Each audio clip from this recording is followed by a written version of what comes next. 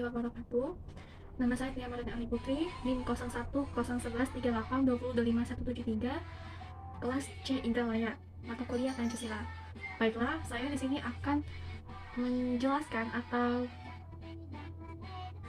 masalah yang ada di bab 12 pada kehidupan masyarakat. Baiklah, saya akan menjelaskan Pancasila sebagai paradigma pembangunan kehidupan pada umat beragama. Jadi, bangsa Indonesia sejak dulu dikenal sebagai bangsa yang ramah dan sopan santun. Bahkan, predikat ini menjadi cerminan kepribadian bangsa kita di mata dunia internasional. Indonesia adalah negara yang majemuk. Indonesia adalah negara yang majemuk, Bhinneka Tunggal Ika, dan plural. Indonesia terdiri dari berbagai suku etnis, bahasa, dan agama. Namun, terjalin bekerja sama guna meraih dan mengisi kemerdekaan Republik Indonesia. Kita mulai dipertanyakan oleh banyak kalangan karena ada beberapa kasus kekerasan yang bernuansa agama. Ketika bicara peristiwa yang terjadi di Indonesia, hampir pasti semuanya melibatkan umat Muslim. Hal ini dikarenakan mayoritas penduduk Indonesia beragama Islam. Masyarakat Muslim di Indonesia memanglah terdapat beberapa aliran yang tidak terkoordinir, sehingga apapun yang sebagian umat non-muslim, mereka seakan-akan mempresentasikan umat muslim. Paradigma toleransi antar umat beragama guna terciptanya kerukunan. Umat beragama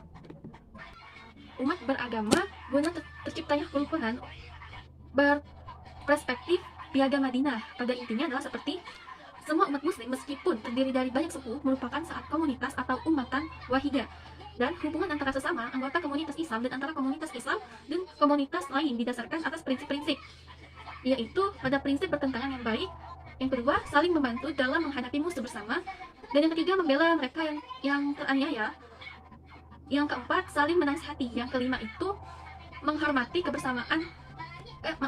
menghormati kebebasan beragama. Nah, jadi ada 5 prinsip tersebut mengisyaratkan persamaan hak dan kewajiban antara sesama warga negara tanpa diskriminasi yang didasarkan atas suku dan agama. Penumpukan semangat persahabatan dan saling berkonsultasi dalam menyelesaikan masalah bersama serta saling membantu dalam menghadapi musuh bersama. Baiklah, itu termasuk di Pancasila sebagai paradigma pengembangan kehidupan beragama. Jadi ini menurut saya ini termasuk di bagian paradigma kebermasyarakatan. Baiklah, selanjutnya itu Pancasila sebagai paradigma pembangunan. Untuk mencapai tujuan dalam hidup bermasyarakat, bernegara, bangsa Indonesia melakukan pembagian nasional. Hal ini sebagai mewujudkan praktis dalam meningkatkan harkat dan martabat tujuan negara yang tergantung dalam pembukaan Undang-Undang Dasar 1945 yang terinci adalah sebagai berikut: melindungi segenap bangsa dan seluruh tumpah darah Indonesia.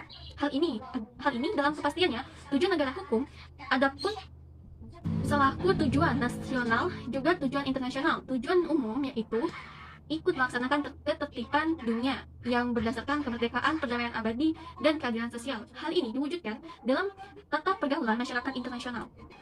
Pada sila-sila Pancasila berdasarkan diri pada dasar ontologis, yaitu manusia sebagai subjek pendukung pokok sila-sila Pancasila, sekaligus sebagai pendukung pokok negara. Konsekuensinya dalam realisasi pembangunan nasional dalam berbagai bidang untuk mewujudkan peningkatan harkat dan martabat manusia secara konsisten berdasarkan pada nilai-nilai berkaitan dengan kodrat manusia tersebut. Baiklah, selanjutnya ke Pancasila sebagai paradigma pengembang IPTEK. Nah, jadi dalam upaya manusia mewujudkan kesejahteraan dan peningkatan harkat dan martabatnya, maka manusia mengembangkan ilmu pengetahuan dan teknologi. Ilmu pengetahuan dan teknologi atau IPTEK pada hakikatnya merupakan satu hasil kreativitas rohani manusia. Unsur jiwa atau rohani manusia meliputi aspek akal, rasa, dan kehendak.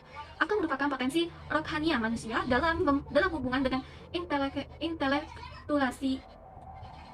intelektualitas, rasa dalam bidang etis, dan kehendak dalam bidang moral atau etika.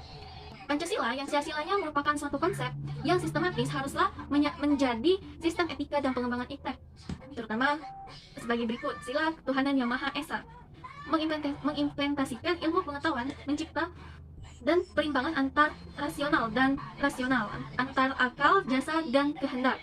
Lalu yang kedua, sila kemanusiaan yang adil dan beradab, yaitu memberikan dasar-dasar moralitas bahwa manusia dalam mengembangkan iptek haruslah sifat beradab. Lalu sila persatuan Indonesia mengimplementasikan universal dan internasionalisme atau kemanusiaan dalam sila-sila yang lain.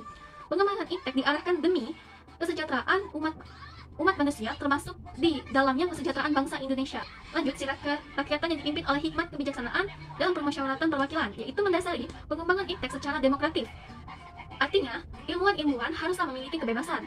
Kebebasan itu untuk mengembangkan iptek. Selain itu, dalam pengembangan iptek, setiap ilmuwan itu harus menghormati dan menghargai kebebasan orang lain dan harus memiliki sikap yang terbuka, artinya terbuka untuk diri sendiri, untuk dikritik atau dikaji ulang.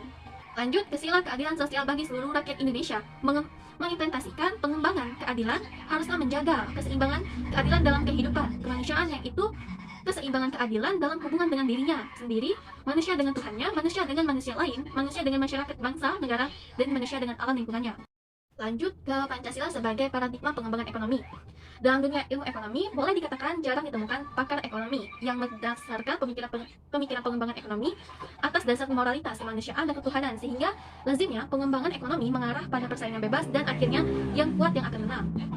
Lanjut ke Pancasila sebagai paradigma pengembangan sosial budaya, yaitu dalam pengembangan aspek sosial budaya hendaknya didasarkan atas sistem nilai yang sosial dengan nilai-nilai budaya yang dimiliki oleh masyarakat tersebut, terutama dalam rangka bangsa Indonesia melakukan reformasi di segala bidang dewasa. Dalam rangka pengembangan sosial budaya, Pancasila merupakan sumber normatif bagi peningkatan humanisasi dalam bidang sosial budaya. Jadi, dalam Pancasila budaya itu kita harus menjaga kelestarian budaya yang ada di Indonesia. Dan sebagai mewujudkan peningkatan budaya di Indonesia, budaya Indonesia kan sudah terkenal di luar negeri. Jadi kita harus menjaga kelestarian budaya tersebut agar tidak hilang begitu saja. Karena orang luar negeri ke Indonesia, karena Indonesia itu sangat menarik bagi mereka karena mempunyai banyak kebudayaan yang tidak pernah dijumpai di negaranya sendiri. Jadi kita sebagai bangsa Indonesia dan sebagai generasi pemuda, kita harus tetap melestarikan, tetap menjaga budaya Indonesia itu agar tidak hilang begitu saja. Baiklah, mungkin itu saja bisa saya jelaskan. Wassalamualaikum warahmatullahi wabarakatuh.